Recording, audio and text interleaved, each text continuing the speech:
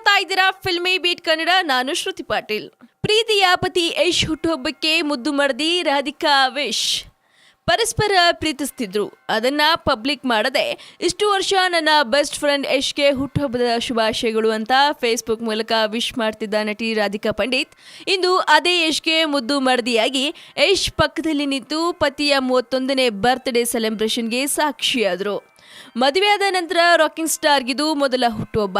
ಹೀಗಾಗಿ ಯಶ್ಗೆ ಇವತ್ತು ತುಂಬಾ ಸ್ಪೆಷಲ್ ಡೇ. ಹಾಗಂತ ಪತಿ ರಾಧಿಕಾ ಪಂಡಿತ್ ಇದ್ರೆ ಎಂಬ ಕಾರಣಕ್ಕೆ ಅಭಿಮಾನಿಗಳು ಯಶ್ ಮಾಡ್ತಿಲ್ಲ.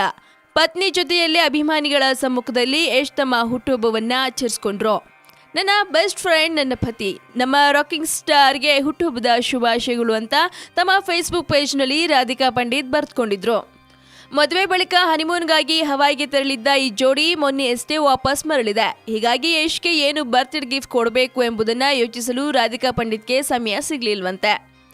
ಈಗಷ್ಟೇ ಮದುವೆ ಆಗಿದೆ, ಬರ್ತ್ಡೇಗೆ ಜೊತೆಯಲ್ಲೇ ಇದ್ದೇನೆ, ಇದಕ್ಕಿಂತ ಗಿಫ್ಟ್ ಬೇಕಾ ಎಂದು ನಗ್ತಾರೆ ಯಶ್ ಪತ್ನಿ ರಾಧಿಕಾ ಪಂಡಿತ್. ತಾವೇ ತಯಾರು ಮಾಡಿದ್ದ ಕಾರ್ಡ್ ಒಂದನ್ನ ಯಶ್ಗೆ ಗಿಫ್ಟ್ ಮಾಡಿದ್ರಂತೆ ರಾಧಿಕಾ ಪಂಡಿತ್. ಪ್ರತಿ ವರ್ಷ ಬರ್ತ್ಡೇ ದಿನ 12 ಗಂಟೆ ಆಗ್ತಿದ್ದಂತೆ ನಾನೇ ರಾಧಿಕಾಗೆ ಫೋನ್ ಮಾಡ್ತಿದ್ದೆ.